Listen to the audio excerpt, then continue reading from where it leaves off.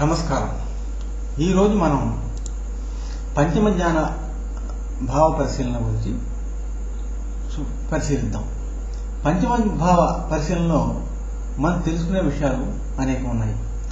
అవి బుద్ధి వికాసము లేక ఉన్నత విద్య, కావ్య రచన, ఆలోచన, దైవభక్తి, పోటీతత్వం, సంతానం, అదృష్టం వంటివి విషయాలు. వాటికి అనుబంధ విషయాలను కూడా పరిశీలించవచ్చు. పంచమం కోణస్థానం. జన్మలగ్నం, నేను మేషాన్ని జన్మలగ్నంగా తీసుకుని చెప్తున్నాను. ఎవరి జన్మలగ్నం ఏదైతే అక్కడి నుంచి వాళ్ళు పరిశీలించవలసి ఉంటుంది. ఈ మేషానికి 1, 5, 9 మేషం, సింహం, ధనస్సు ఇవి 3 కోణస్థానాలు. కోణస్థానాలు జ్ఞానస్థానాలు. 1, 5, 9 భావాలు జ్ఞానభావములు అంటాం. లగ్నంలో సహజ జ్ఞానం ఉంది. అది మన దైనందిక చర్యలకు సహకరిస్తుంది. ఉదాహరణకు, మనకు ఆకలి వేసింది, ఎదురుగా కనపడ్డ పండును చేతితో తీసుకుని నోటి వరకు తీసుకువెళ్తాం. నోరు నవ్వుతుంది. కనపడ్డ పండును చేతితో తీసుకోవాలని, దాని నోటితో నమిలి మింగాలని అందరికీ తెలుసు. ఆ విద్యను ప్రత్యేకంగా నేర్చుకోనక్కర్లేదు. అది సహజ జ్ఞానం. పండును ఎవరు కాలుతో తీసుకోరు, ఒకసారిగా మింగేరు. సహజ జ్ఞానంలో ఏ వ్యక్తి తృప్తి చెందడు. అందరికీ తెలిసిన విద్య తనకు తెలిసింది అన్న దానిలో తృప్తి ఏముంటుంది? మానవ జన్మ ఎత్తిన వారికి అందరికంటే తాను తెలివైన వాడిని అని నిరూపించుకోవాలనే కోరిక బలంగా ఉంటుంది. నిజానికి ఎవరు పరిపూర్ణ జ్ఞానులు కాలేరు. జ్ఞానం అనంతం. అది శాఖానుశాఖలుగా విస్తరించి ఉంది. ఏదో ఒక శాఖలో 1, 2 కొమ్మలో రెమ్మలో అధిగమించగలడు మానవుడు. తను ఎంచుకున్న శాఖలో కూడా శిఖరానికి చేరలేడు. ఎందువల్లంటే జ్ఞానము పెరుగుతూనే ఉంటుంది. ఇది ఇంతే అని చెప్పేది కాదు. చెట్టు కొత్త ఆకులు చిగిర్చి తన కొమ్మను వృద్ధి చేసుకున్నట్లుగా జ్ఞానం నిరంతరం పెరుగుతూనే ఉంటుంది. టీవీలు రాకముందు రేడియో పరిజ్ఞానమే పరాకాష్ట అని ఒక ఇంజనీర్ భావిస్తే అప్పటికి అది అంతే కావచ్చు, ఇప్పుడు కాదు. అలాగే ఇప్పుడు టీవీ, సెల్ ఫోన్లు ఈ రోజుకి ఇంతే, ఇవి రేపటికి కావు. రేపు మనం వృద్ధి చేసుకునే జ్ఞానం మన ముందు ఉంటుంది. జాతకుడు తన జ్ఞానాన్ని వృద్ధి చేసుకునేందుకు సహకరించేవి లగ్న, ద్వితీయ, తృతీయ, చతుర్థ భావాలు. పంచమం జ్ఞానస్థానం. దీనికి సహకరించేవి లగ్నం, ద్వితీయం, తృతీయం, చతుర్థం. ఈ 4 భావాలు సహకరించేవి. ఈ 4 జ్ఞానస్థానములు మాత్రం కావు. జ్ఞానమును పెంపొందించుకునేందుకు సహకరించేవి ఈ 4. వంట వండడానికి గిన్నె కావాలి, అది ఆహారం కాదు. కలియబడడానికి గరిటె కావాలి, అది కూడా ఆహారం కాదు. బియ్యం, పప్పులు ఇలాంటివన్నీ అపక్వ ఆహారాలు. గిన్నె సహాయంతో అది భోజించడానికి వీలైన ఆహారం అవుతుంది. మనం ఇంగ్లీషు సాహిత్యం నేర్చుకోవాలంటే, అది చదవాలంటే ముందు అక్షరాలు నేర్చుకోవాలి, తర్వాత వ్యాకరణం నేర్చుకోవాలి. ఈ 2 పనులు ఇంగ్లీష్ సాహిత్యంలో జ్ఞానాన్ని వృద్ధి చేసుకునేందుకు సహకరించే ఉపకరణాలు. ఆ విధంగానే జ్ఞానాన్ని సంపాదించుకునేందుకు 1, 2, 3, 4 భావాలు ఉపకరణాలు అవుతాయి. 1వ భావం జన్మలగ్నంలో సహజ జ్ఞానం ఉంటుందని చెప్పుకున్నాం కదా. ఆ సహజ జ్ఞానం లోపిస్తే మరొక జ్ఞానాన్ని సంపాదించుకునే మార్గాలు కూడా ఉపయోగపడవు. మానసిక స్థితి సరిగా లేని వ్యక్తి దేన్ని అర్థం చేసుకునే స్థితిలో ఉండడం. సహజ జ్ఞానం పూర్తిగా లోపిస్తే దాన్ని బ్రెయిన్ డెడ్ అంటారు. లగ్నభావం బాగుంటే మానసిక స్థితి సహకరిస్తుంది. ద్వితీయ భావం వాక్ స్థానం. జాతకుడు వాక్కు కుటుంబ జీవనం ద్వారా వృద్ధి చేసుకుంటాడు, సమాజం ద్వారా కానీ. తృతీయం సమాజం, శ్రవణ శక్తి. సమాజం కూడా జాతకునికి లోకజ్ఞానం కలిగిస్తుంది. కానీ తృతీయంలో జాతకునికి ముఖ్యంగా కావాల్సింది శ్రవణ శక్తి. అంటే చెవితో వినడం లేదా కన్న పేరు పనిచేయడం అని అర్థం కాదు. ఎదుటి వ్యక్తి చెప్పిన మాటను వినడం లేదా మాటను గౌరవించి అనుసరించడం, అది శ్రవణ శక్తి. చతుర్థం ప్రాథమిక విద్య. ఇప్పుడు మనం చెప్పినట్లుగా అక్షరాలు నేరడం, భాషపై పట్టు సాధించడం, విద్యపై ఆసక్తిని పెంచుకోవడం, ఇవంటివి ఈ చతుర్థ భావంలో సంబంధించినవి. ఈ 4 భావాలు జ్ఞానాన్ని వృద్ధి చేసుకునేందుకు సహకరించేవి. పంచమ భావం అనుకూలించినప్పుడు ముందు 4 భావాల సహకారంతో ఉన్నత విద్య సాధించగలరు. పంచమ భావం అనుకూలించకపోతే ఉన్నత విద్యపై ఆసక్తి కోల్పోతాడు. అసలు వండడానికి పదార్థం లేనప్పుడు గిన్నెలు గరిటలు ఏం చేసుకుంటాం? జ్ఞానాన్ని, ఇది పదార్థం పంచమం, ఇవి ఉపకరణాలన్నీ మనకు బాగున్నాయి. పదార్థం అనేది అక్కడ లేకపోతే ఉపకరణాల వల్ల ఉపయోగం లేదు. అలాగే పదార్థం లేకుండా ఉపకరణాలు ఉపయోగం లేదు, ఉపకరణాలు లేకుండా పదార్థం కూడా ఉపయోగం లేకుండా నిరుపయోగంగా పడి ఉంటుంది.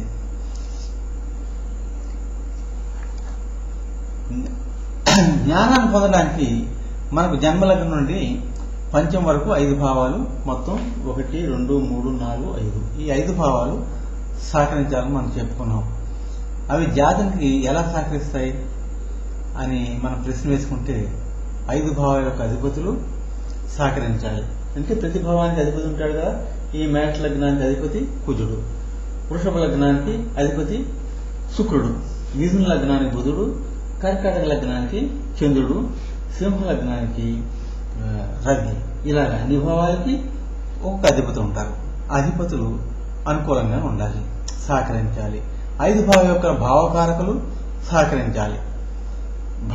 ప్రతి భావానికి భావకారకులు ఉంటారు. ఈ 5 భావాల భావకారకులు కూడా సహకరించాలి. 5 భావాల్లో ఉన్న గ్రహాలు సహకరించాలి. మరి మన జన్మలగ్న సమయానికి గ్రహాలన్నీ ఈ 12 స్థానాల్లో ఎక్కడో చోట ఉంటాయి కదా. ఈ 5 భావాల్లో కూడా కొన్ని గ్రహాలు ఉంటాయి కదా. ఆ ఉన్న గ్రహాలు కూడా అనుకూలంగా ఉండాలి.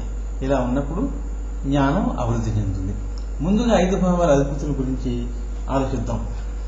జాతకునికి జన్మలగ్నం మేషంగా భావిస్తే మనం లగ్నాధిపతి కుజుడు, ద్వితీయాధిపతి శుక్రుడు, తృతీయాధిపతి బుధుడు, చతుర్థాధిపతి చంద్రుడు, పంచమాధిపతి రవి జాతక చక్రంలో అనుకూల స్థానాల్లో ఉండాలి.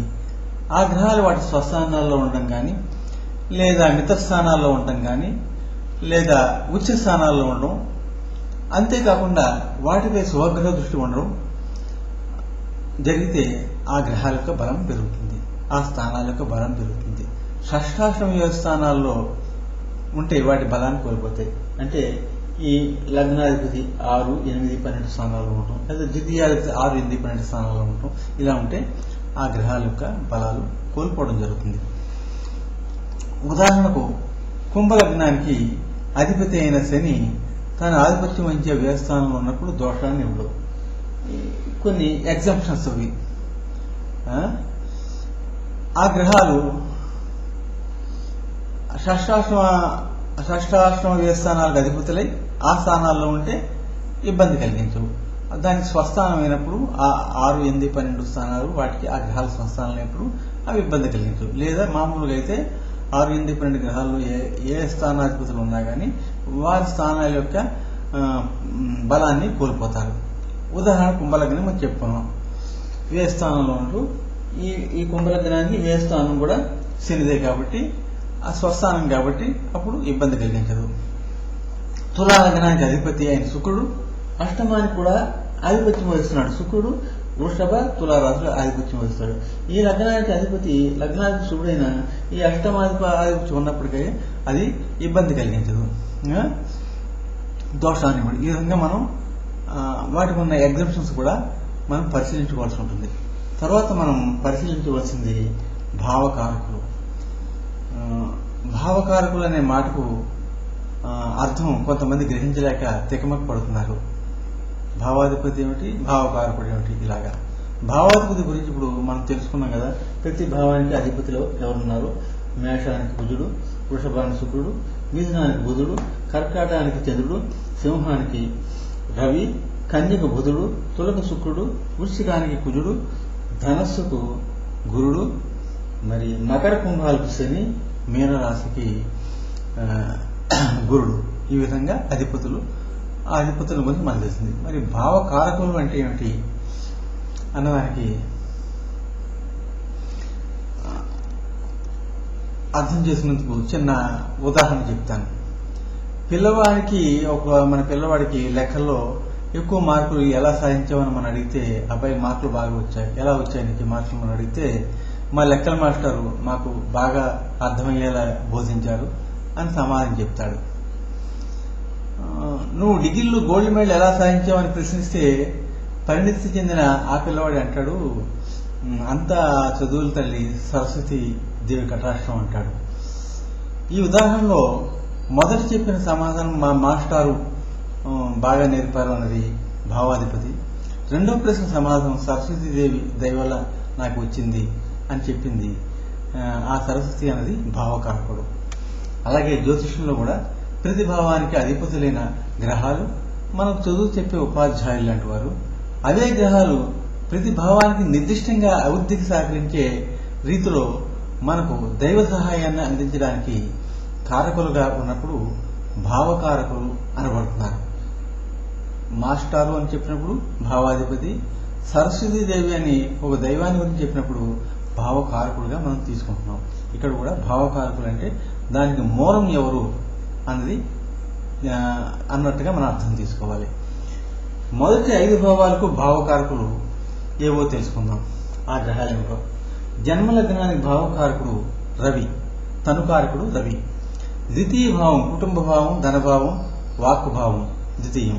ద్వితీయానికి భావకారకుడు గురుడు. తృతీయ భావానికి భావకారకుడు కుజుడు. చతుర్థ భావానికి భావకారకుడు బుధుడు. చతుర్థం సౌఖ్యస్థానం, ఆ సౌఖ్యానికి కారకుడు బుధుడు, తెలివితేటలు, సౌఖ్యం. పంచమ భావానికి భావకారకుడు తిరిగి గురుడు, జ్ఞానకారకుడు గురుడు. ఈ విధంగా భావకారకులు. లగ్న భావకారకుడు అంటే ఏ భావానికైనా సరే లగ్న భావకారకుడు రవే.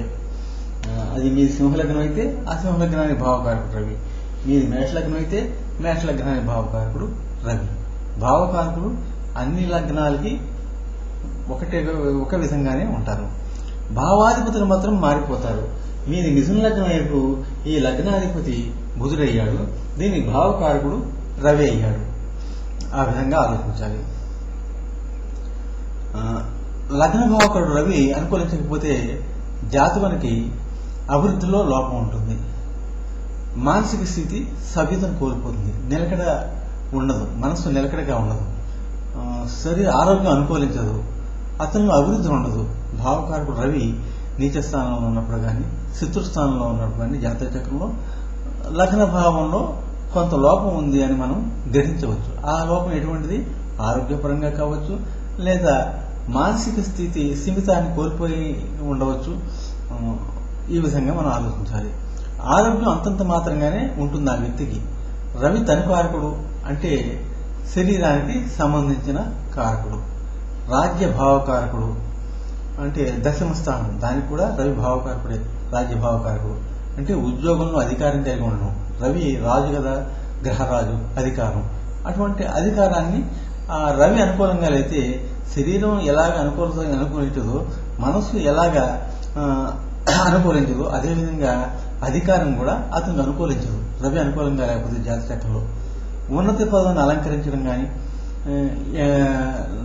నవమ పితృకారుడు కూడా రవి అనుకూలంగా లేకపోతే తండ్రితో సత్సంబంధాలు లేకుండా పోతాయి. అంటే అనుబంధం కలిగి ఉండడం అనుకూలంగా ఉంటే, లేకుంటే అనుబంధం లేకుండా ఉండడం జరుగుతుంది. రవి శత్రుస్థానంలో కానీ నీచ స్థానంలో కానీ ఉంటే ఇప్పుడు చెప్పుకున్న భావాలు శరీరం, అధికారం, తండ్రి, ఈ 3 భావాల్లో లోపం ఏర్పడుతుంది. రవి దశమానికి కూడా అధికారి, ఈ నవమానికి అధిపతి, నవమానికి భావకారకుడు, నవమం పితృస్థానం, పితృభావకారకుడు. వీటిలో లోపాలు ఏర్పడతాయని మనం చెప్పుకోవచ్చు. ఇంకా ద్వితీయ భావానికి భావకారకుడు ఎవరు చెప్పుకున్నాం మనం? గురుడు అని చెప్పుకున్నాం. గురుడు ద్వితీయ కుటుంబ భావానికి, ఈ పంచమ జ్ఞాన భావానికి, నవమ అదృష్ట భావానికి, గౌరవభావం, అదృష్టం, గౌరవం, పూర్వపుణ్య బలం ఇవన్నీ నవమంలో ఉంటాయి. దశమ ఉద్యోగ భావానికి కూడా ఒక కారకుడు గురుడు. అలాగే ఏకాదశి భావం లాభస్థానానికి కూడా గురుడు భావకారకుడు. ఈ గురుడు ఉచ్చ స్థానాల్లో లేకపోతే ఆ భావంలో ఆయా భావాల్లో లోపం ఏర్పడుతుంది. ఏ భావాల్లో లోపం ఏర్పడుతుంది? ద్వితీయం కుటుంబ భావంలో ఏర్పడుతుంది, పంచమం విజ్ఞాన భావంలో ఏర్పడుతుంది, దశమం ఉద్యోగ భావంలో ఏర్పడుతుంది, నవమం పూర్వపుణ్య బలం లేక గౌరవ భావంలో లోపం ఏర్పడుతుంది, ఏకాదశం లాభస్థానంలో లోపం ఏర్పడుతుంది. గురుడు జాతక చక్రంలో అనుకూలంగా కలిగితే అన్ని భావాల్లో అనుకూలత కోల్పోతాడు జాతకుడు. ఇక తృతీయ భావానికి భావకారకుడు కుజుడు. కుజుడు ఒక తృతీయ భావానికి కాదు, షష్ఠ భావానికి కూడా భావకారకుడు. తృతీయ భావంలో జన సహకారం, ప్రజా సంబంధాలు, పరాక్రమం, శ్రవణ శక్తి, జాతకుడు పుట్టిన తర్వాత ఉండేవారు, తమ్ముళ్ళు చెల్లెళ్ళు లాంటి వాళ్ళు, ఇవన్నీ ఆ భావానికి సంబంధించిన భావనకు ఉంటాయి. అవన్నీ లోపం ఏర్పడుతూ ఉంటాయి. షష్ఠంలో ఏముంది? పరాక్రమం, విజయం, శత్రు విజయం, యుద్ధం, రోగాలు, శత్రువులు, సేవకులు, అప్పులు, రుణబాధలు, ఇవన్నీ కూడా ఈ ఆరో భావంలో మనం పరిశీలిస్తాం. ఇవన్నిటిలో కూడా ఇబ్బందులు కలుగుతూ ఉంటాయి. ఆరో భావం భావకారు కుజుడు అనుకూలంగా లేదా రుణ బాధలతో బాధపడడం కానీ, రోగాలతో బాధపడడం కానీ,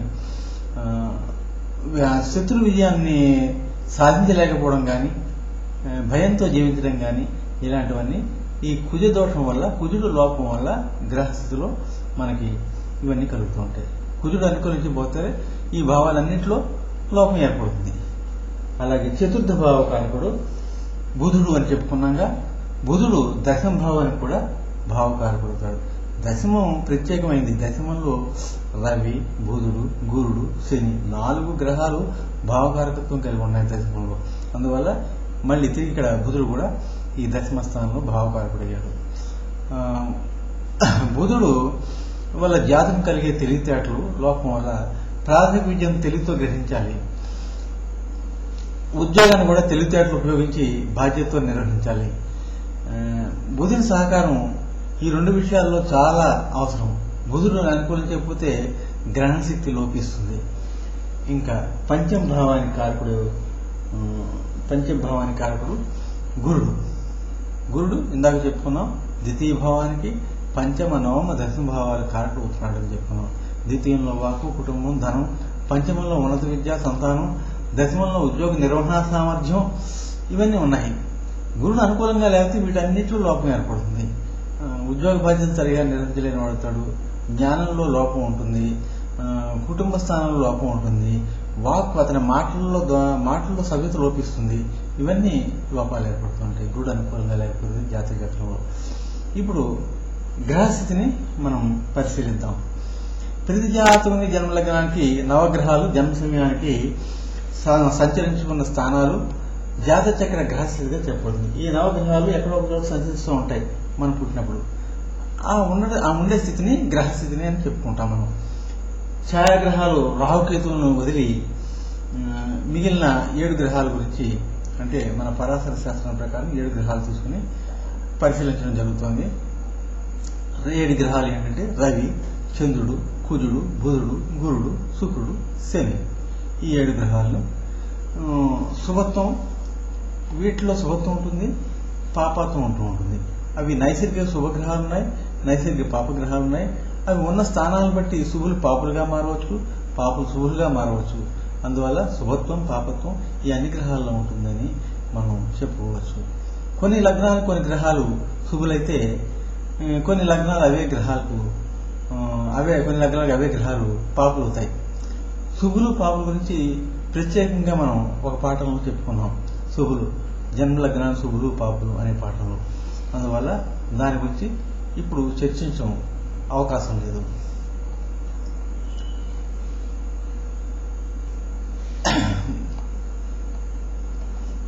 ఉదాహరణకు మేష లగ్నాన్ని తీసుకుంటే బుధ శుక్రశనులు పాపులు. ఈ మేష లగ్నానికి బుధ శుక్రశనులు పాపులు. కొద్దిగా బ్రీఫ్గా మీకు చెప్తున్నాను ఇక్కడ. వృషభ లగ్నానికి బుధ శుక్రశనులు శుభులు. ఒక లగ్నానికి పాపులైన వారు మరో లగ్నానికి శుభులయ్యారు. ఆ విషయం చెప్తామని చెప్తున్నాను. మేష లగ్నానికి బుధ శుక్రశనులు పాపులయ్యారు. వృషభ లగ్నానికి అయితే ఇదే బుధ శుక్రశనులు శుభులయ్యారు. లగ్నానికి ఈ శుభత్వం పాపత్వం అనేది మార్పులు మనం పాపులు శుభులు జన్మ లగ్నానికి అన్న పాఠంలో పూర్తిగా తెలుసుకోవచ్చు. జ్యోతిష విద్యార్థులకు జాతక పరిశీలనలో ఓ సందేహం వస్తుంది.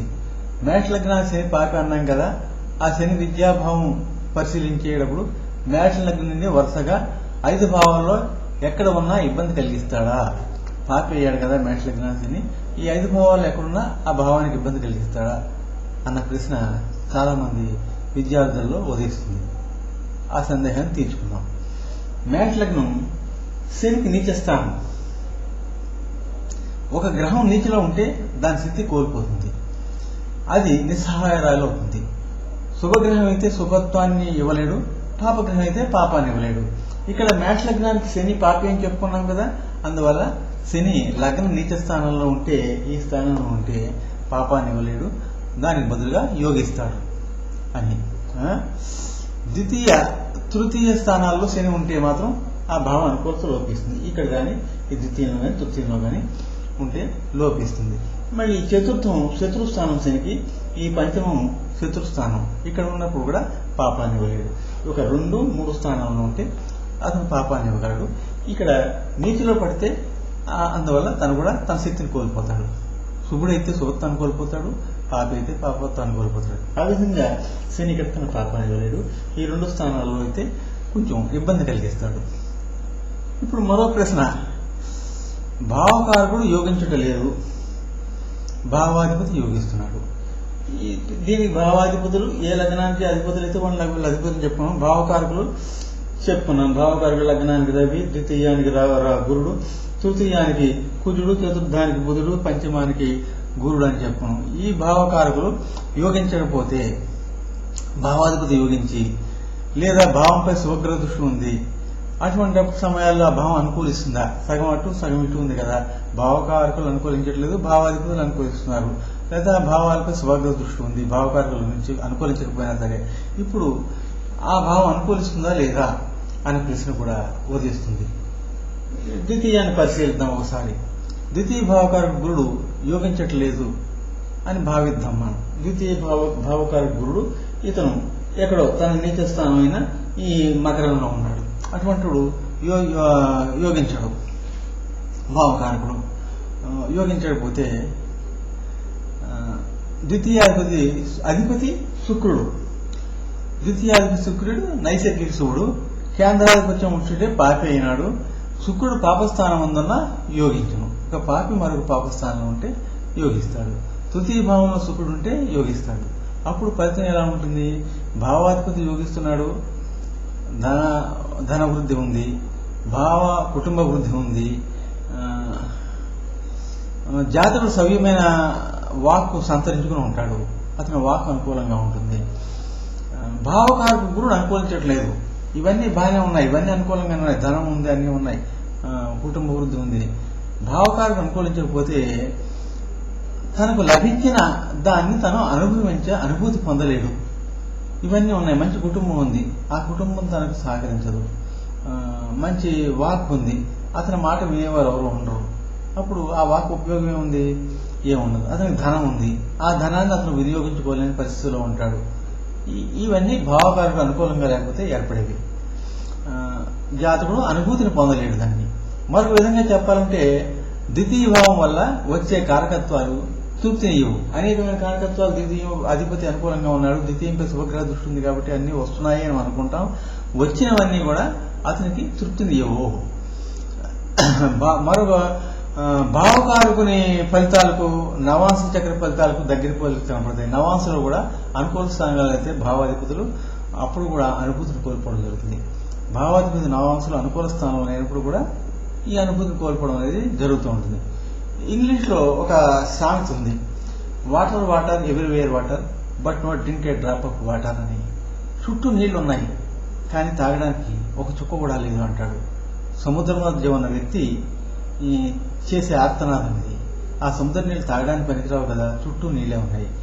ధనస్థానం బాగుండి భావకారకు కానీ నవాంశలో ద్వితీయాధిపతి కానీ అనుకూలించకపోతే జాతకునికి అపారమైన ధనం ఉన్నా అతనికి ఉపయోగపడదు.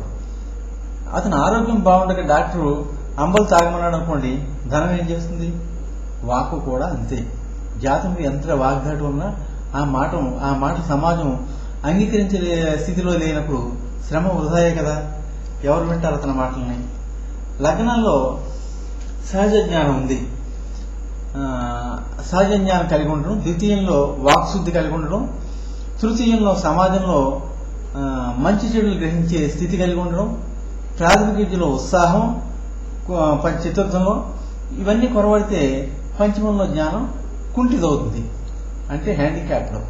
ఈ మాట ఎందుకు అంటున్నానంటే, ఎవరైనా నేను పోస్ట్ గ్రాడ్యుయేట్ను లేదా డాక్టరేట్ను అని అధికారికంగా చెప్పుకునే వ్యక్తికి మొదటి 4 భావాలు లోపం ఉంటే అది ఒక సర్టిఫికెట్ జ్ఞానంగానే మిగులుతుంది, ఎవరికి ఉపయోగపడిన జ్ఞానంగా ఉండిపోతుంది.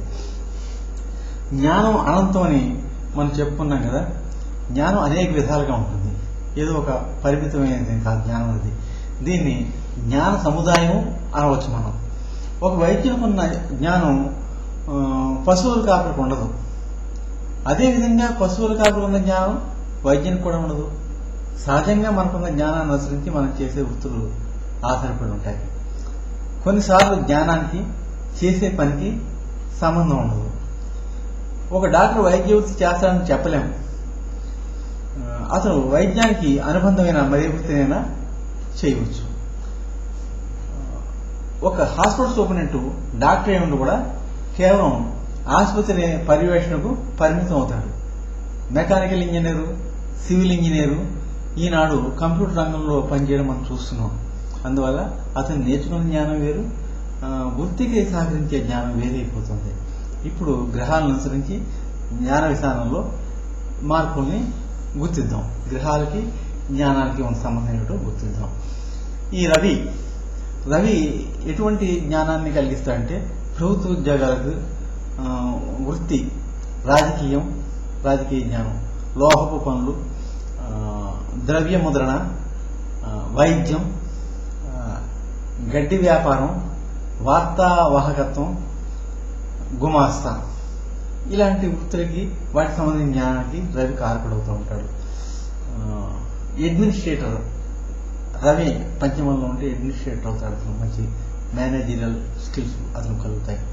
చంద్రుడు ఎటువంటి జ్ఞానానికి వృత్తికి కారకవుతాడంటే, నీటిపారుదల, ప్రజా పనులు, పబ్లిక్ రిలేషన్స్ అన్ని, గృహ నిర్మాణం, వస్త్ర వ్యాపారం, బియ్యం వ్యాపారం, తెల్లని వస్తువులకి చంద్రుడికి సంబంధం ఉంటుంది. బియ్యం వ్యాపారం, వస్త్ర వ్యాపారం, చంద్రుడికి నూలు పోగనే సామెత కూడా మనకు ఉంది కదా, వీటి ద్వారా మనం గ్రహించవచ్చు. ఇటువంటి వృత్తులకు కానీ వాటికి సంబంధించిన చదువులకు కానీ చంద్రుడు కారకుడవుతూ ఉంటాడు.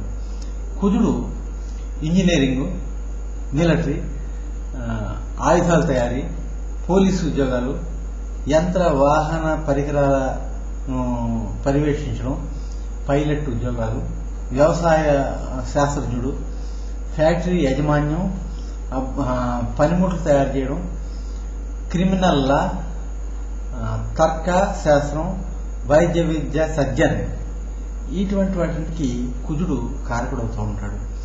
ఇంకా బుధుడు వృత్తులు, విద్య ఎలా ఉంటాయంటే, వార్తాపత్రికల సంబంధించి అంటే జర్నలిజం, ప్రచురణ, పుస్తక ప్రచురణ, ప్రచార శాఖ, పుస్తక రచన, ప్రచురణ, టెలిఫోన్లు అంటే వార్తలను కమ్యూనికేట్ చేసేది, కంప్యూటర్లో, టెలివిజన్ శాఖలో, వైద్యం అంటే వైద్యంలో బుధుడికి ప్రత్యేకంగా అలోపతి, హోమియో వైద్యం, వ్యాపార విద్య, ఇవన్నీ ఈ బుధునికి సంబంధించిన కారకత్వాలు.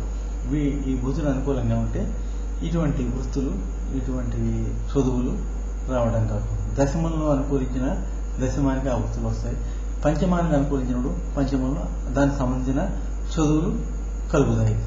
ఇంకా గురుడు న్యాయశాస్త్రం, సలహాదారులు, ఉపాధ్యాయ వృత్తి, సివిల్ ఇంజనీరు, ఆధ్యాత్మిక విషయాలు, వైద్యం, ఆయుర్వేదానికి సంబంధించిన విద్యకి గురుడు కారకుడవుతున్నాడు. ఇవన్నీ విద్య వృత్తులుగా చెప్పుకోవాలి.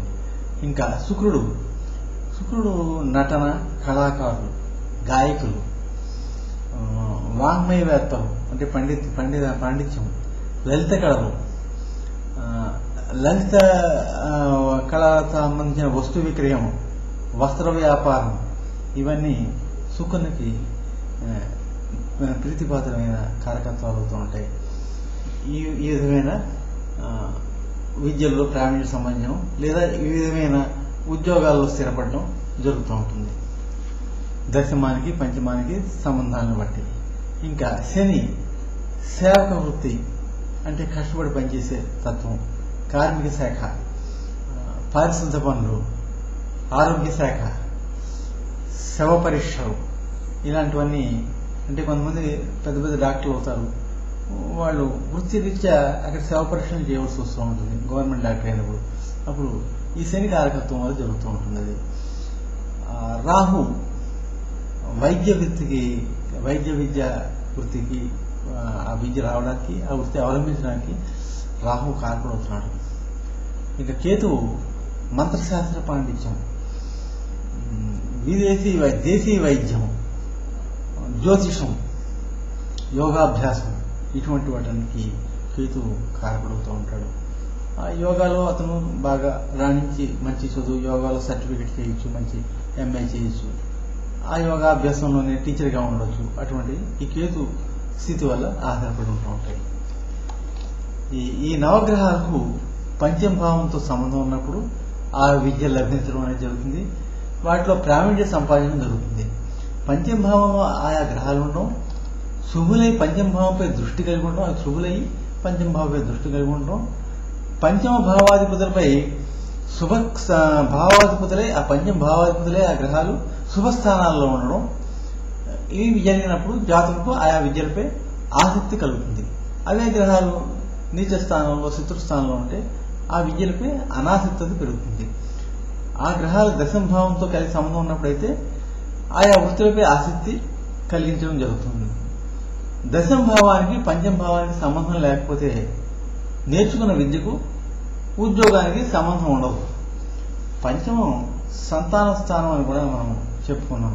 పంచమంలో రవి, కూజా, శనులు ఉంటే పుత్ర సంతానం ఉంటుంది.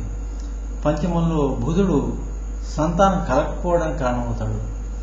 శుక్రచంద్ర గురులు అధిక సంతానాన్ని కలిగిస్తారని శాస్త్రం చెబుతుంది. పంచమంలో గురుడు సంతాన దోషాన్ని కూడా కలిగిస్తాడు. ఎలా కలిగిస్తాడు? పంచమ భావకుడు గురుడు పంచమంలో ఉంటే దోషం, ఏ భావకారకుడు ఆ భావంలో ఉంటే దోషం, కారకో భావనాశయ అని మనం చెప్పుకుంటాం. గురుస్థితి వల్ల పంచమంలో గురుడు ఉంటే అధిక సంతానం మనం చెప్పుకున్నాం కదా, సంతానం దోషం ఏమిటి మళ్ళీని అని మనం ప్రశ్నించుకుంటే, సంతానం కలిగి ఉండడం వేరు, ఆ కలిగి ఉన్న సంతానం మనకు సౌఖ్యాన్ని కలిగించడం వేరు. సంతానం కలిగి ఉండడం ఒకటే ఆనందం కాదు అని మనం గ్రహించాలి. ఆ సంతానం ద్వారా తల్లిదండ్రుల సౌఖ్యాన్ని పొందాలి, మానసిక ఆనందాన్ని అనుభవించాలి. అలా కలిగినప్పుడు సత్సంతానం అవుతుంది. ముందు చెప్పుకున్నాం మనకి ఏదైనా వస్తు రూపంలో కలిగి ఉండడం వేరు, ఆ వస్తువు ద్వారా ఆనందానుభూతిని పొందడం వేరు. నాకెంతో ఉంది అని గొప్పగా చెప్పుకునే వాళ్ళలో చాలామంది అనుభూతి పరంగా లేని వాళ్లే. నవ పంచమ స్థానాధిపతులకు యుతి అంటే కలిసి ఉండడం, పరస్పర దృష్టి, ఒకరి మీద ఒక దృష్టి కలిగి ఉండడం, పంచమ భావంపై నవమాధిపతి దృష్టి ఆలస్య సంతానానికి కారణమవుతుంది. నవ పంచమాలపై సంబంధం ఉంటే సంతానం ఆలస్యం అవుతుంది. నవమాధిపతి పంచమ స్థానంపై దృష్టి కలిగి ఉండడం, పంచమాధిపతితో కలిసి ఉండడం, ఇటువంటివి ఆలస్య సంతానానికి కారణమవుతాయి. ఎలా అవుతాయి అంటే, పంచమం పుత్రస్థానం, నవమం పితృస్థానం, తండ్రి స్థానం. ఈ నవమాధిపతి పంచమ మీద దృష్టి కలిగి ఉంటే ఎక్కడి నుంచైనా తాతగారు ఈ తండ్రి జాతకుడు, జాతకుడు పుట్టే పుత్రులు పంచమం, జాతకుని తండ్రి నవమం. ఈ నవమం ఈ పుత్రస్థానం మీద అంటే మనవడు స్థానం, ఈ తండ్రికి ఇది నవమ స్థానం. ఈ నవమ స్థానం మీద దృష్టి ఉంటే తాతగారు మనవడు స్థానంలోకి రావాలనే కోరిక ఉన్నట్లు మనం భావించవచ్చు. తాతగారు మనవడుగా జన్మించాలంటే ఆయన మరణానంతరమే సాధ్యమవుతుంది. ఈ కారణంగా ఆలస్య సంతానం అని చెప్పడం జరుగుతుంది. పంచమాన్ని మనం భిన్న కోణాల్లో పరిశీలించవచ్చు. ఇవి కొన్ని కోణాలు మాత్రమే నేను ఇప్పుడు చెప్పగలిగినవి. ఇప్పటివరకు మనం చెప్పుకున్న వాటిలో కొన్ని కోణాలు మాత్రమే. పరిశీలనానుభవంలో మరిన్ని విషయాలు మనకి పరిశీలించిన కొద్దీ ఎన్నో విషయాలు ఈ పంచమ భావం నుంచి మనకు తెలుస్తూ ఉంటాయి. నమస్కారం. మరొక పాఠంలో మళ్ళీ కలుసుకుందాం.